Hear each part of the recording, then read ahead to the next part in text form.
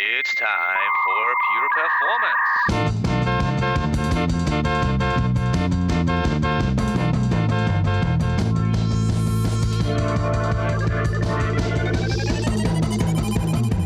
Get your stopwatches ready. It's time for Pure Performance with Andy Grabner and Brian Wilson.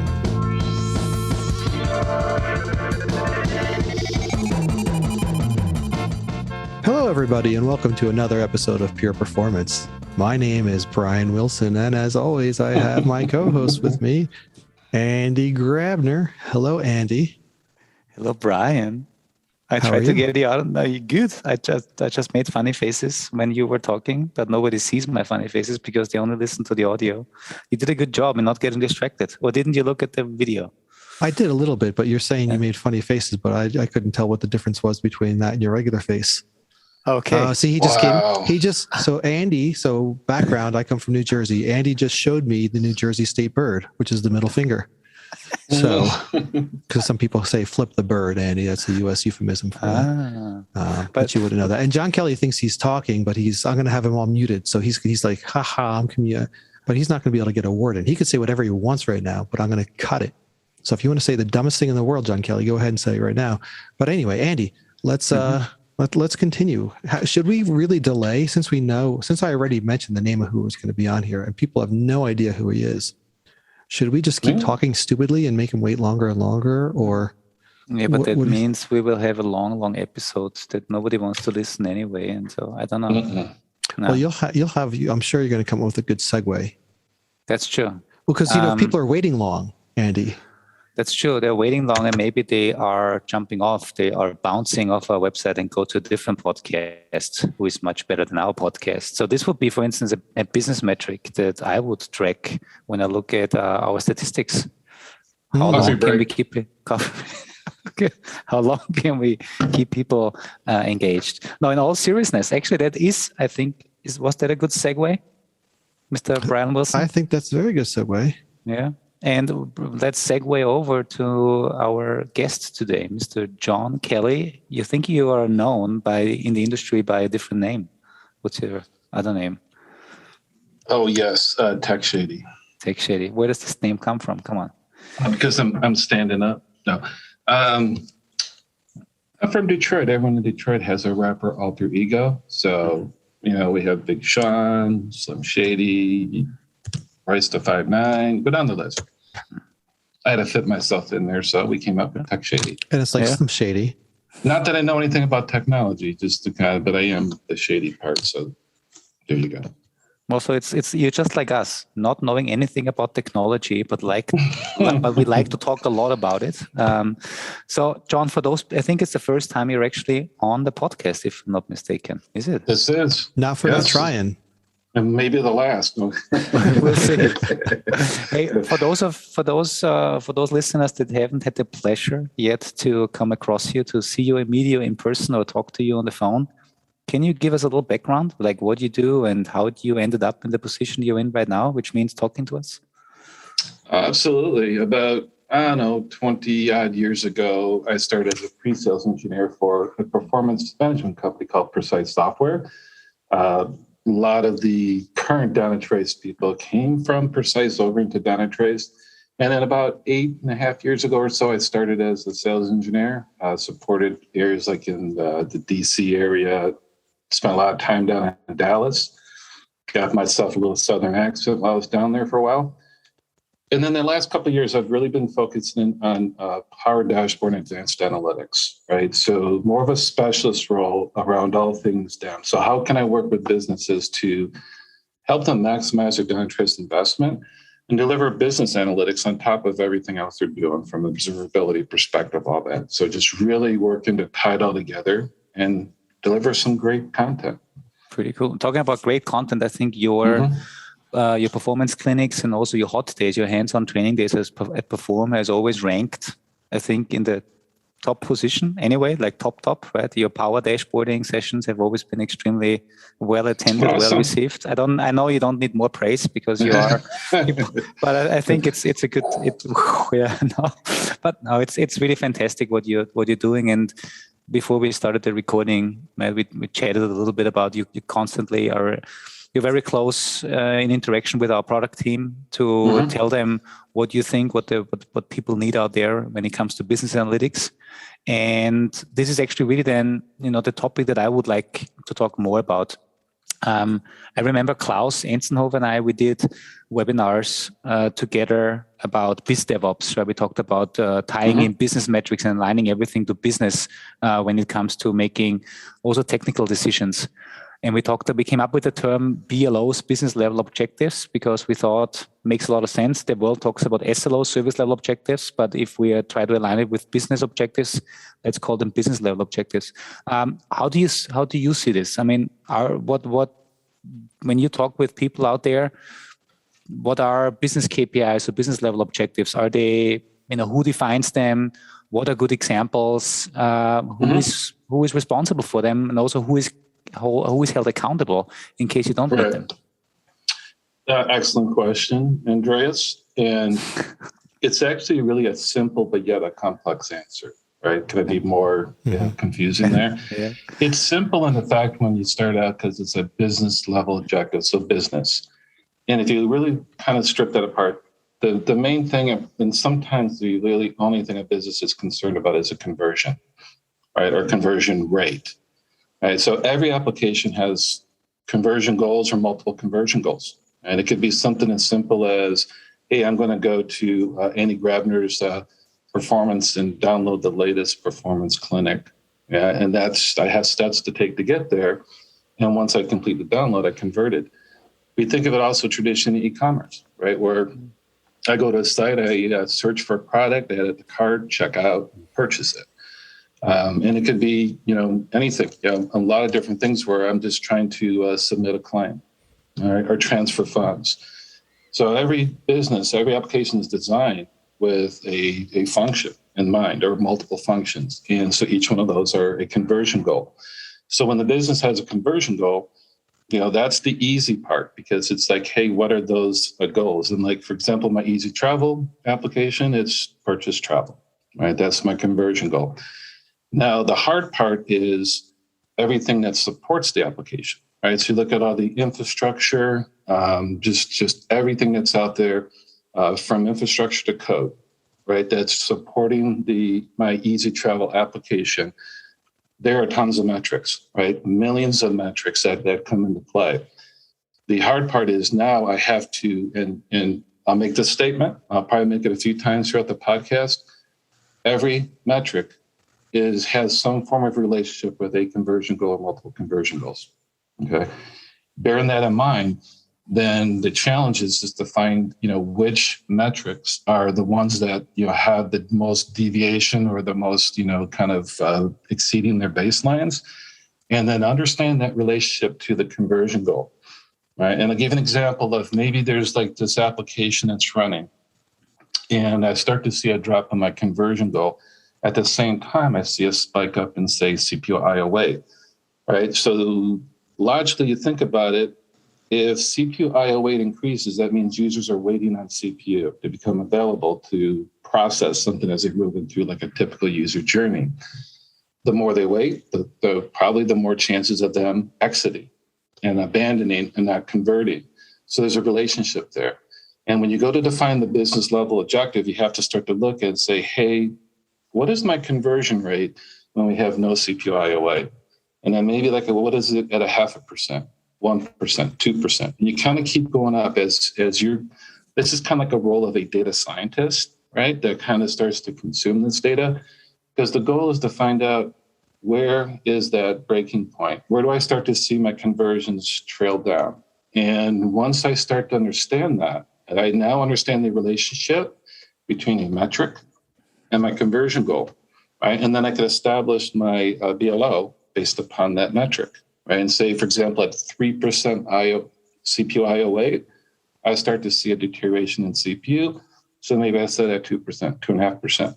And then once that BLO exceeds, then I know that's something I have to go address because the worse it gets, I'm going to be impacted by conversions on the back end. Mm-hmm.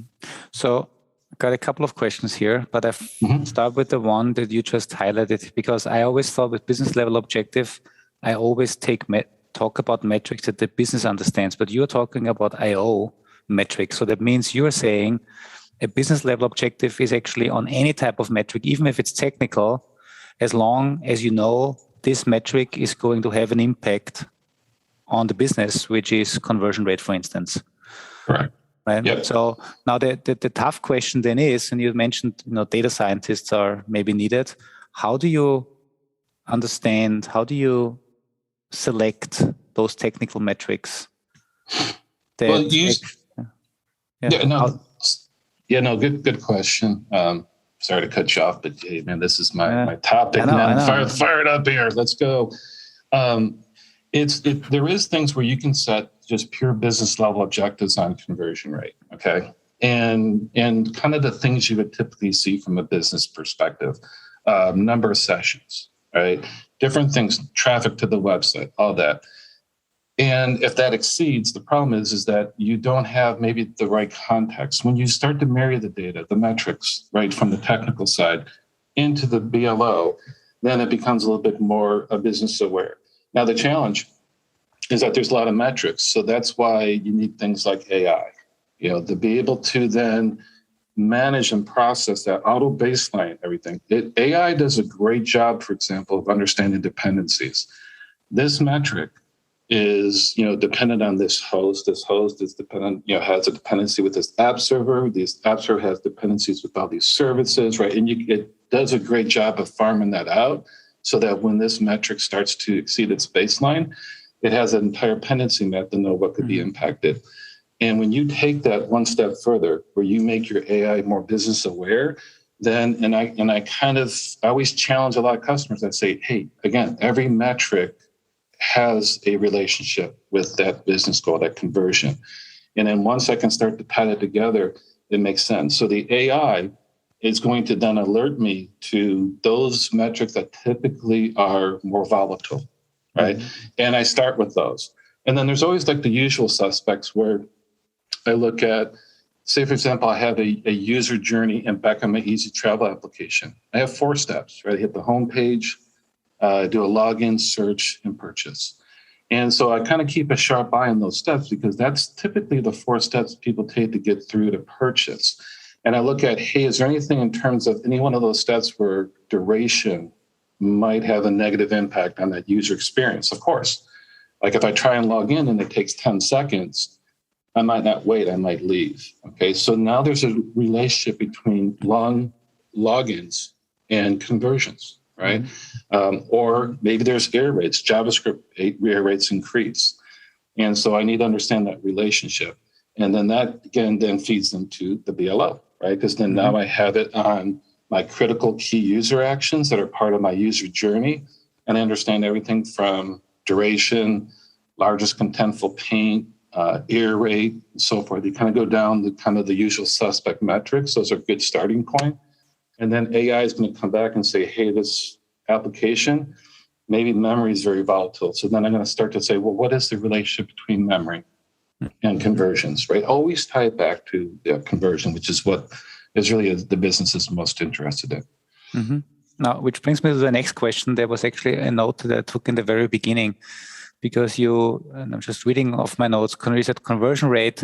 You brought the example. One could be, does somebody go on our website and actually download our podcast, right? That's a conversion rate. Or obviously purchase, transfer funds. Mm-hmm. What about like non-classical, let's say, applications where immediately a conversion comes to mind? So I'll give you an example, Dynatrace, right? We have a software that people are using. What is a conversion rate in Dynatrace if we want to figure out if we are actually doing a good job? So you're talking about people who go visit Dynatrace.com? No, I'm talking about the product itself, right? Our users. Itself. Yeah. Like let's assume I'm a product manager at Dynatrace, and what should be my conversion rate metric? What's my conversion goal? It depends really what you're trying to achieve, right? So say, for example, you've, in the product, there's a lot of times where it prompts to say, hey, there's a new feature, and you click to enable it, okay? And that alone could be a conversion goal, right? Because we're pushing out this, maybe it's just a new page, right? So the problem page, right? So it shows all the problems. There's a new visualization for that. Gives you a lot more filters and so forth. And you promote that right up in the top. It says, hey, click here for this new feature and also provide feedback. So now I could see like 2 conversion goals, one of which is I know how many users, we can see how many users are actually, launching Dynatrace and how many actually are clicking on that new feature. Yeah. And then how many are actually providing feedback, right? Yeah. Because if it's a great feature and if it's, kind of lighting the world on fire and it's doing like phenomenal, I guarantee you're going to get a lot of feedback. Yeah, and there's hopefully a lot of positive feedback. And so those are kind of different conversion goals that you can sit back and be able to monitor and manage that. How much feedback are we getting?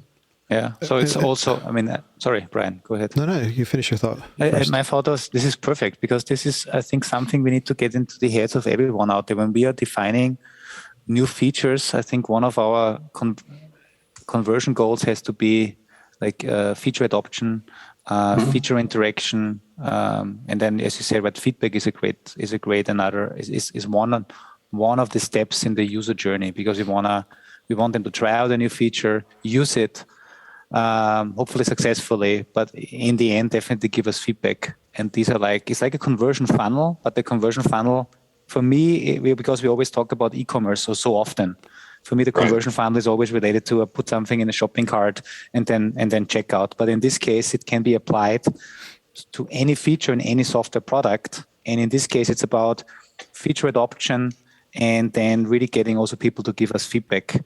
And I think this is something that hopefully some of the product managers are listening. And I know we have obviously internal ways on how we measure and monitor feature adoption at Dynatrace, and we use this to drive decisions. But I wanted to just highlight that conversion rate not necessarily has to be buying something on an e-commerce store, but it can be applied to any software feature that is implemented. And if you're not, and maybe this is something where what I'm saying now, if you don't know what your conversion goal is, then you should not even release something, because then you don't even know if you're successful with it. It's hard to measure what you don't know. Yeah, but I wonder if we're confusing some ideas here, right? There's the idea of feature adoption. Now, maybe it's my understanding of this, so I'll state what I was thinking about this is, it sounds like a lot more you're talking about feature adoption, Andy, as opposed to me, a conversion is something where there's a process, there's multiple steps to get from point A to point, I guess obviously point C. So again, using the Dynatrace product as an example, the Data Explorer, right? People being on that page is using that feature, but that's not a conversion. Conversion would be more like, hey, we want to make sure people are using the Data Explorer and putting those on dashboards. So the conversion then wouldn't just be heat map of how many people are on the data conversion page, which is people using that thing because they might just want to be looking at data in that and all that, but more like how many people are doing that and then putting that on a dashboard, which is that multi-step process of click click, and then have a final outcome. Because otherwise it's like, we see that there's other tools to show you heat maps and what features people are using, but there's not that process. I always think about the business level objective as a business process. And to your point, yes, it doesn't have to be, commerce related.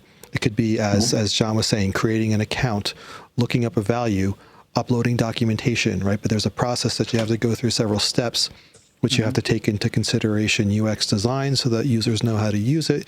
You have to take into consideration performance on the front end, performance on the back end, ease of use, and track whether or not people are getting through that entire process, and if they're falling off, where they're falling off, and is it related to usability or is it related to performance?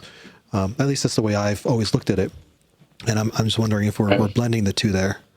Well, you are, and I think they both have valid points, right? Because there may be certain goals in IT, in development. I developed this new feature, and I really want to make sure that our people enabling that. Right. And that could might be just something. And there's not a lot more feedback other than the fact that, hey, I put this new feature out there. And I saw out of, the past month, we've had, 10,000 people enable this feature. Okay. So that's some good feedback to know that you're getting the volume of people that are at least trying to enable it. Now, to your point, Brian, what makes better sense is that are they actually using the feature as we designed? And is that are they easily able to then, like for the Data Explorer, be able to find their metric, visualize it, and put it onto a dashboard, right? And so then you start to track those steps to say, okay, yes, we have 10,000 people have now enabled this.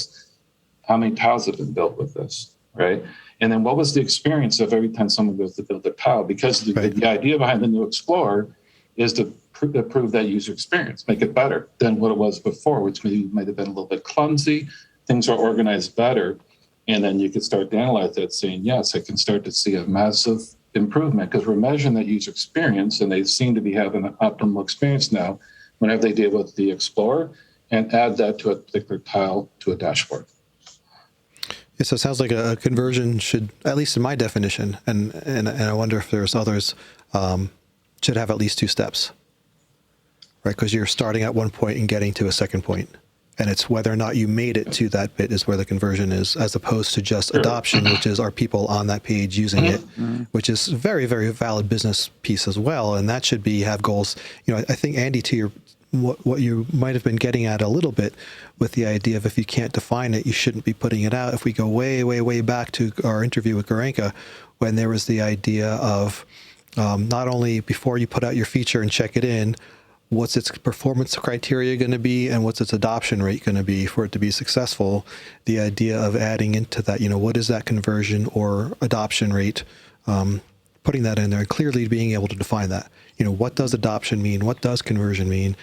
And as you're putting those new features in, whether it's from I guess that would probably come more from the product manager, right? As opposed to the developer, at least the adoption and that, that's something that should be in some way or form checked in with that feature. Yeah, absolutely. And you're 100% correct, Brian, in that 2 steps is like the minimum. And then for this feature, I would look at 2 steps that they basically hit the Explore page, right? And then they clicked on the button to enable the new feature, right? So it's 2 steps, because then I could say, like my example before, 10,000 people clicked on that over, say, 30 days, right? Mm-hmm. How many people didn't? How many people went to that Explorer page and continue to use the old Explorer, right? And then you see maybe it's like 100,000. And then you're like, whoa, wow, we got far more people are ignoring that feature than actually using it.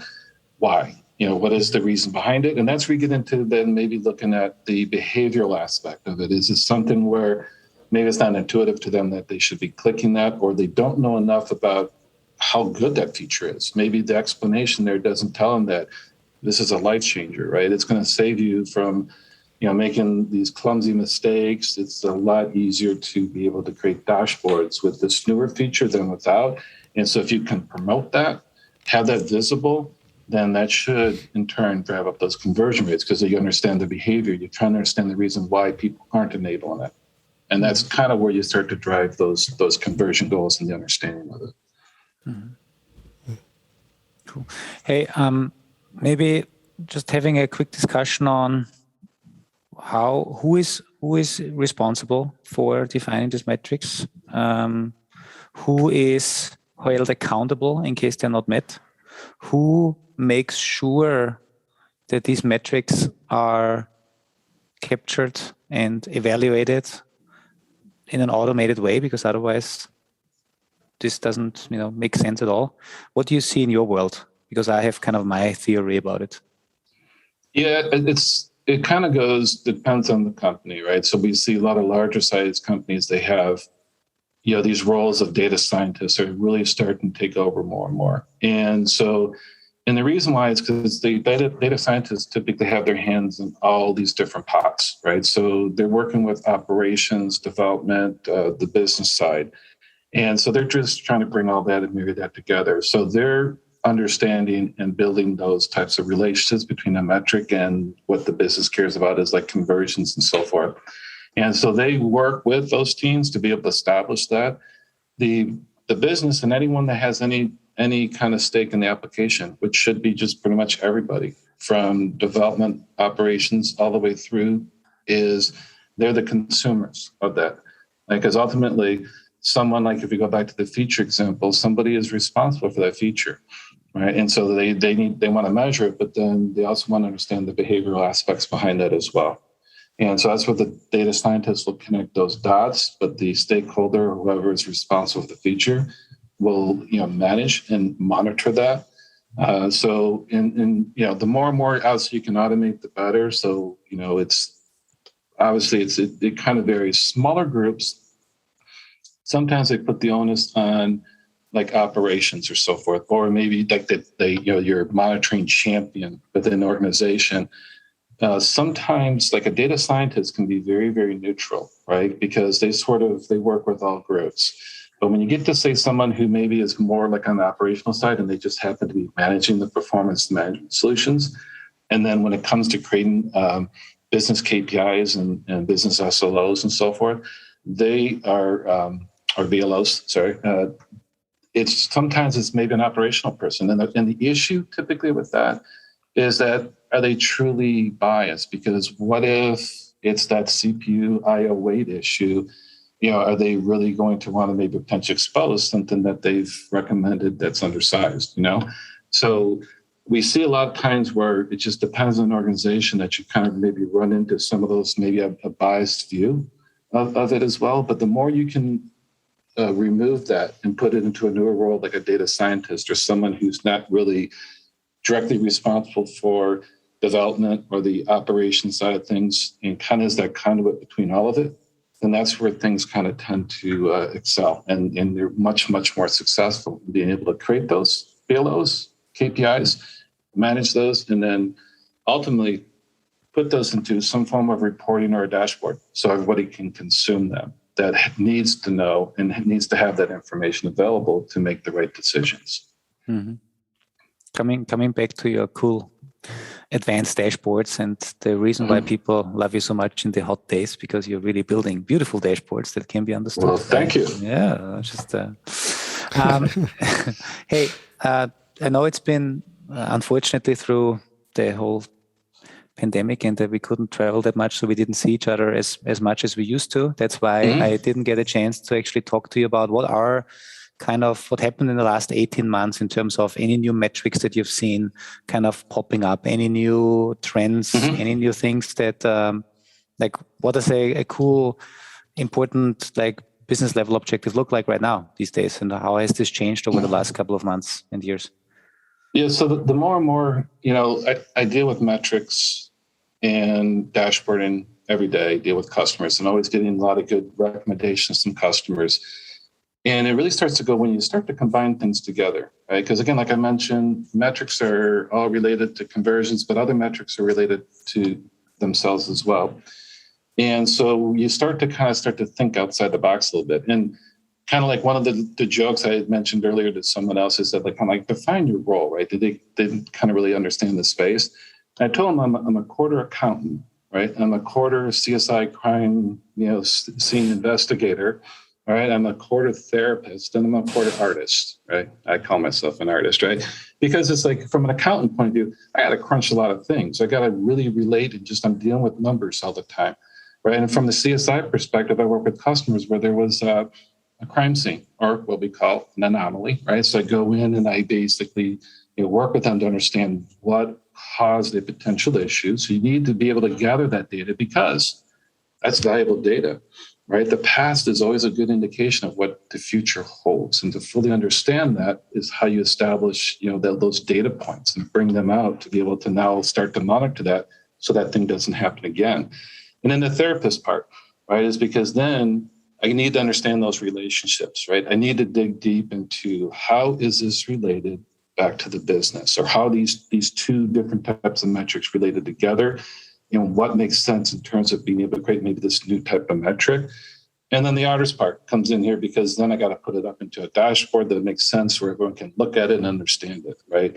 So some of the metrics that we start to have come up that we evolve is one where I look at the stability, right? What is stability, and how does stability or the stableness of an application impact conversions? And so I'll go back to my user journey, right? And I look at each of the different steps from, home, login, search, purchase, and so forth. What if I look at just say back to login, we looked at that earlier, how stable is login? And how I determine stability is I look at the maximum and minimum response time. And I determine what is the range, right? And ideally, a very stable environment is going to have the same login response time. And so in that range should be very close to 0. That's the perfect world, right? And when I slice that metric, right, because I have stability, and I say, what is the stability of login for users that convert? What is the stability of login for users that abandon? And what is the stability for users that actually exit the site at the login step? And I start to compare that. And then I might see a scenario where users that exit the site have 120-second range, right? Their stability is 120 seconds. Where users that continue, maybe it's like 3 seconds, okay?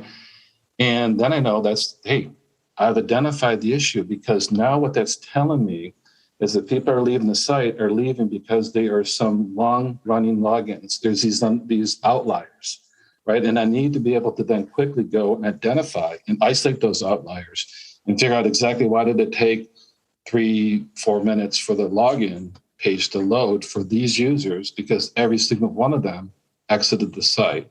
They abandoned, right? But more importantly, they left the site, right? And so stability is one, and it's something, you always look at metrics like, hey, what's the max duration, min duration, average duration, 90th percentile, all these different things. But when you start to combine some together, you create this new metric called stability. Another one, right? You asked for metrics. I have metrics, right? Is engagement rate, all right? Now, when I look at an application, I kind of say, then we go back to my easy travel application. How long does it typically take someone to move through the user journey from the homepage to purchase? And pad a little bit onto that. So I say, for example, maybe it takes, we'll give them 3 minutes. They should be able to work their way through that journey to be able to search for travel, select it, edit the cart, check out, purchase, and they're done. All right. What are the number of steps that are required to get through that user journey? Say, in my case, I had 4, but there's some other steps I'm just not too interested in. So say it's like 10 steps. Now what I look for is to say, okay, first query I run is to find out how many sessions have entered my user journey. Okay, so I get my total funnel count or session count. And then I say, how many sessions spent more than 3 minutes on my site and had less than 10 actions? Because to me, there's an engagement issue. If it takes them more than 3 minutes to get through that funnel, something's not right. Maybe they don't know once they search for travel, they have trouble figuring out that they got to click in and edit the cart or do something, right? It's not maybe intuitive. And so when I flag that, so more than 3 minutes, less than 10 actions, that's not a really engaged session, right? And then so I track that. And now I do the math, right? So the number of sessions that I determined that were not engaged divided by sessions, and I get my engagement rate. Then, all right, I do the same analysis. What is the engagement rate for users that convert, engagement rate for users that abandon, and users that exit, right? And see how different that is. And then I can see that something pops up, right? And same type of analysis for errors, duration, all that. It's just all about understanding the metric and then figuring out the behavior of the user, whether they convert, abandon, or exit. And is there a delta? Is there a difference? And if it is, then you found the area. In my case here, it's like I'm an outdoors guy from the Detroit area. It's like now I know where I need to go fish, right? That's where the fish are, right? Mm-hmm. So there's a big lake out there, but by being able to play out some of these metrics, then I can hone in on exactly what the issue is. Hey John, with this idea, right, this engagement rate, this is very enlightening. And my question about it, though, is it sounds like you're being put in a position to figure these things out, come up with these new metrics. Is there any industry guideline from this point of view? Do we have, a nice, good set of, is it Wild West where people have to create? I mean, because what you're doing, right, and I think it's really amazing, is you're saying, hey, let's take a look at some of these metrics, let's see if this ties back to anything, because then we know there's a relation. And when you talk about even like user engagement, right, how many of those people might have just been distracted, right? It's very soft data, if you will, because it's just the nature of it, because we're dealing with the actual end user. It's not the computer. It's not like ticks on the CPU clock. This is, someone might stop and pick their nose for a little bit and then get back, and that starts throwing some of the metrics off. But we can't weed those out, right? They just get it. They're in the fold. There's nothing we can do about that. But as you're going through and finding new ways to analyze data, new ways to try to find correlations between, okay, we saw this all happen and this, the conversions went down, so could be a possibility. Let's look into this. Is it all up to, let's say, the data scientists or the accountants in your role at that point, or actually that would be the CSI at that point, to make these things? Or do you have has there been a tried and true thing of like, here's your hit list to start with? Like if we think, Andy, Steve Souders, right? The hit list for browser performance. Is there a hit list of great places to start with this? Or is it really just going in and trying to, obviously you're trying to standardize some of it, but are you able to work from something, or is it all just Wild West at this point? You try and come up with a standard, right? So like Google, for example, came up with some Core Web Vitals, right? It's the largest contentful pane, and right, so they kind of publish these different metrics and how it's calculated. Industry solutions like ours, adapt to that. We provide that as a metric that we can look at.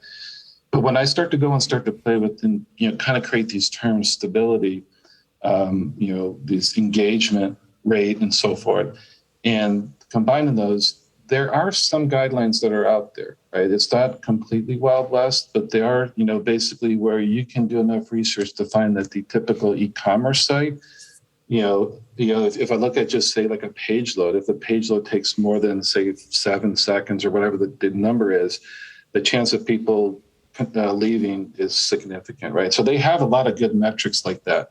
And so sometimes it's where I take a look at that particular metric, right? The length of a page load. And then I sort of say, okay, well, how would that relate into when I start to determine this min-max instability metric that I have? Because there's some things that I can pull that are out there, but there's not like a place where someone's advertising that application stability should be X, right?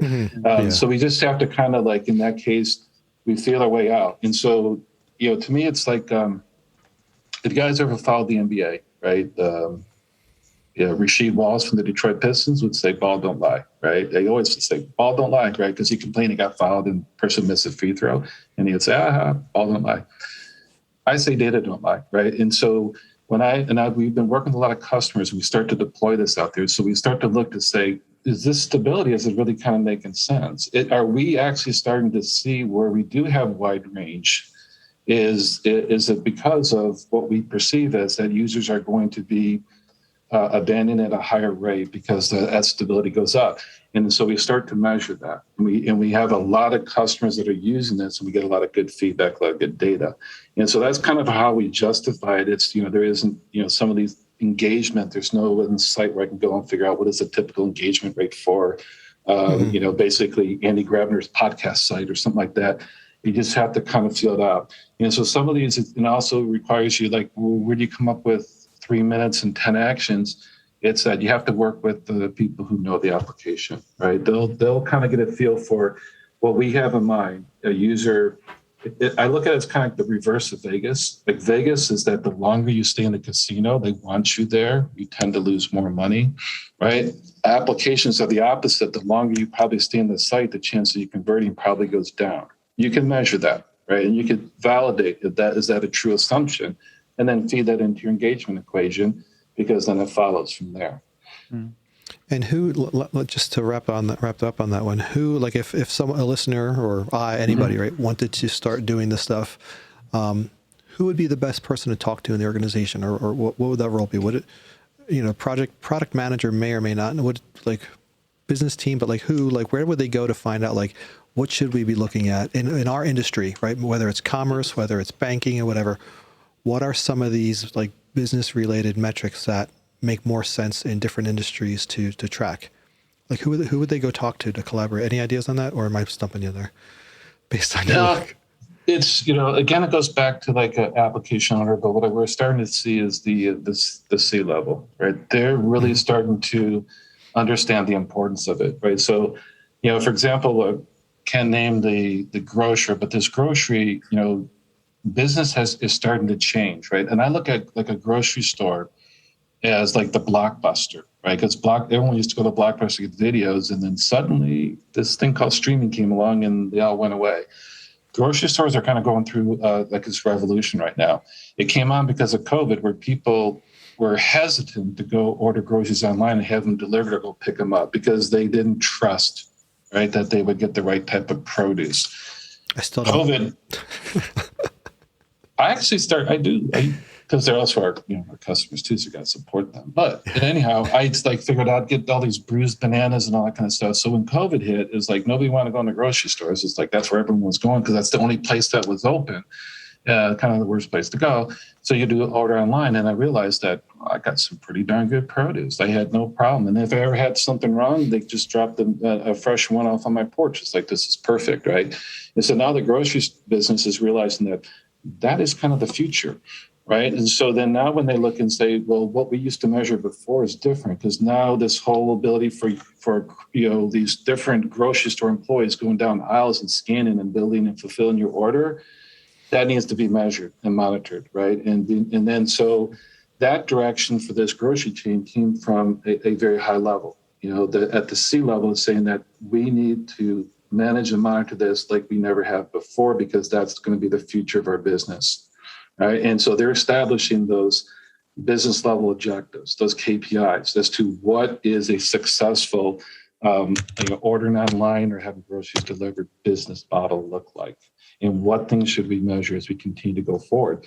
And so that's why, we kind of then work with those type of grocery organizations to help them, right? Because it's a journey. Everything's a journey.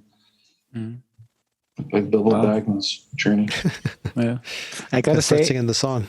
Yeah, talk about songs. The Bilbo song. Yeah, you don't know that one, Andy. No. Leonard Nimoy sang. Yeah. Well, hey, I do. Hopefully that answers your question, but I do want to flip the tables. Can I flip the tables? Do I have time? I think Andy knows about this a little bit. We talked about it earlier. I think so. I think I know what's coming. I have a rough idea. If we can make it work in 5 minutes, that would be awesome. In 5 minutes. Okay. So what we're going to do is we're going to play a game. Okay. So I'm going to say it's the name of the game, and it has nothing to do with show tunes from Sound of Music. Okay. So you're good, Andy. The name of the game is Name That Metric. Okay. So, and the category is revenue dashboard. All right. Some, Brian, you've seen a lot of revenue dashboards, some that I've created out there. Uh-huh. And so this metric, guys got to guess the metric and give you 3 clues. All right. I'm going to go through it fast. We got 5 minutes. Mm-hmm. So the first clue is that this metric is, I think it's the single most important metric from a revenue perspective. Conversion rate. You say conversion rate. What do you say, Brian? I thought there were 3 clues. It's a revenue dashboard. I'm giving you one. You got to guess, and then give you another clue, and then that's how it kind of works. And it's the most important. It's the most important to what? What is the most important metric that I should put on my revenue dashboard? This is revenue, right? So I have easy travel. Cart value. Okay. Kind of getting there close. Andy, maybe a little closer. Okay. Well, I couldn't steal his answer. I had to try an alternate path. Okay. All right. Well, here. Okay. So number 2, as I go through here, let's see. Outside, I've created a lot of these revenue dashboards. So outside of the dashboards I created, I've yet to see this metric used in any revenue dashboard. I haven't seen it appear other than the dashboards I've created. So, you want to take a second guess at it, or should I just go to the third clue? Maybe it's something to do with average clicks per revenue, something like this. Like how many clicks? Like this is all still related to the first question, right? Yeah. So Andy was closer. It's closer to conversions. Andy was very close with conversions. But it's not. Maybe it has to do with like the conversion rate based on engagement. It has to be an engagement rate metric because I really am fascinated about the engagement rate discussion we had. So it has to do something with. Yeah. So Andy, you're getting close. Conversion duration? Because we have time. Getting close there. So, and more importantly, this metric will identify the root cause. In my experience, in about 60% of the time, that just looking at that metric, I knew exactly what the issue was, and I had no further triage that I needed to do. Right? Any idea? It's the conversion rate based on initial load of the first page that people get to, because otherwise they'll bounce off. You're close. It's a revenue dashboard, right? So if they bounce off the first page, then I'm not going to have them on the revenue. So Andy, you're close with conversion rate. So So this, onto the final round here. So let me paint a picture and kind of describe it. So I have my review dashboard, right? And users read dashboards left to right, top down, right? So you put your most important content up on the top, right? And the dashboard should really do three things. Is everything good? Are you trending in the right direction? And is there anything that I need to do, including biz operations, anything we need to do right now, right? And so that revenue dashboard should tell that. So my revenue dashboard, and I'll just focus on the top. Maybe there's some other pie charts and crap I put on below, but just on the top, right? I have sum of my revenue, right? So for my time frame for like say 2 hours, I'll put up my sum of revenue, and let's just say it's 5,000, right? And then what I also do is typically right below it, I say, what is the revenue from the previous time frame? Because I need to understand the trend. Are we trending in the right direction? Yeah. And so I'll put it there and say, for example, on my dashboard that shows 10,000, all right? And then I do things like, a couple more metrics. I have risk revenue. What is that? That's like revenue where a user's experience was not satisfied, right? So they're tolerated, frustrated, but they still converted. They generated revenue, but it's a risk because they may not do this again because they had a bad experience. And then lost revenues, abandoned carts. And so we track that and we show the current time frame, previous time frame, those metrics going across. All right, so now with those metrics, do I have everything I need? Am I missing something? And, the answer is, yeah, I'm missing something, right? Because if I were to tell you, Andy and Brian, that, hey, we currently in this time frame, so these last 2 hours, we did 5,000 in revenue, but the previous 2 hours we did 10,000, you'd say like, oh my God, something's wrong. My hair's on fire. I need to fix this, right? But you're missing a key metric, right? And, the same story I could tell if I just replace revenue with claims, right? The number of claims processed, number of risk claims, number of people who abandoned a claim, right? But I can also do the same, and Andy was kind of hidden on the point here, with a conversion dashboard, right? So I can do conversions, risk conversions, and loss conversions or abandons, right? And what is one of the most important things I said up front? And Andy, you kind of had it right. You said the conversion rate. That's the most important thing at businesses is kind of looking at. That's the number one metric is conversion rate. Now let's flip it to revenue. So what is the most important measure? If for conversions, the most important, or for business, the conversion rate is the most important metric. For revenue, it's the ratio between revenue at stake, basically your lost revenue or your whatever you called it, towards the actual revenue. I think you pretty much went around it. It's called revenue rate. Right? I have it on my dashboard. I've never seen another dashboard, right? And that's the sum of revenue divided by session count. So if you go back to my example, currently I have 5K. Previously it was 10K, right? And everyone thinks their hair's on fire. But now with the revenue rate metric on that dashboard, I can see that the current revenue rate is 100, right? So it's about $100 per session. And the previous revenue rate, hey, it's 100 as well. What does that tell me? By looking at the one metric, I can see that, we just had a 50% drop in traffic, right? And there's nothing bad going on with my app, my infrastructure user experience, because my revenue rate is consistent, 100 for both. The volume 2 hours ago was significantly better. This time frame, it's 50% less. So I need to go talk to my marketing team to better promote advertiser website to increase traffic. Problem solved. Without the revenue rate, you would have been digging into like, John told us about all these, relationship metrics, and I got to go find engagement rates and all this, and those are important. But when that revenue rate is showing something that's consistent over time, then it's just traffic. All right, Andy's got to run. I really need to run. I'm really sorry, John. You guys finished this, but I learned a lot of new stuff. In the email, if you teach me at least one new item today, then it's a win situation. I think I learned more than one thing today. Sure. And awesome. I want to say thank you. I'll talk to you soon. You guys wrap it up. Sorry to have to jump. And I'll wrap it up. Bye-bye, Andy. Thanks, Andy. John, I think this was fascinating because I got to run too. But I think, it's funny because you've been bugging me forever to come on. Right? I think there's more I want to talk to you about. I do have another meeting right now, though, so I think maybe I'll talk to Andy and we'll definitely have you back, because I think, and just to give a preview for our listeners and for you, I think a lot of this ties into or expands into the SRE world. because when you think about site reliability, it's mostly about is the site up and available and running. But then what that's not doing is looking at the ideas of the conversions and the user satisfaction and all that other stuff.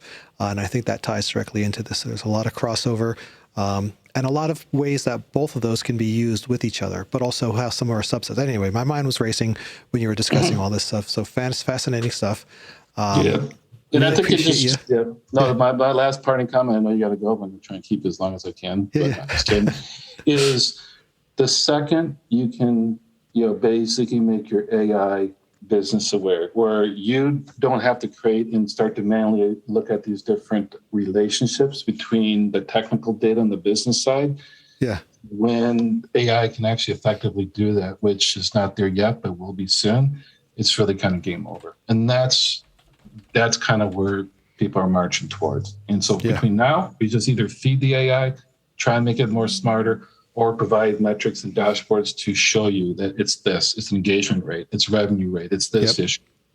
Right? And the key to all this is collecting all this data, right? This all comes back to observability and not just back-end observability, right? We talk to customers about this all the time. We're like, I just want to find out how my, or operations teams, right? That just want to know how their servers are performing. Well, how about the code that's running on those servers? And how about the end users that are engaged with the code that are running on those servers in that environment, wherever it might be? It's all feeding into the same thing. At the end of the day, it's all to feed the business. So very, very important stuff. Awesome. I think we definitely want to have you back. There's a lot more we can talk about. It's funny because you've been fighting to get on the show for a while. and to be honest, it's not that we've been resisting. It's just like, it's always like, hey, what do you want to talk about? And then you would never come back. So, so I think now that we've had you on, we open the floodgates, and hopefully our listeners enjoy this. And if anybody has any questions, if anybody has any questions that they want us to bring up or talk to John about for the next time we have him on, please send them to pure_DT. Or tweet them at pure_DT, or you can send an email to pureperformance@dynatrace.com. Thanks you very, very much, John. We look forward to talking to you again, and thanks for all the work you're doing with us. Thanks for having me. Appreciate it. Thanks, everyone. Thank you very much. All right, bye now.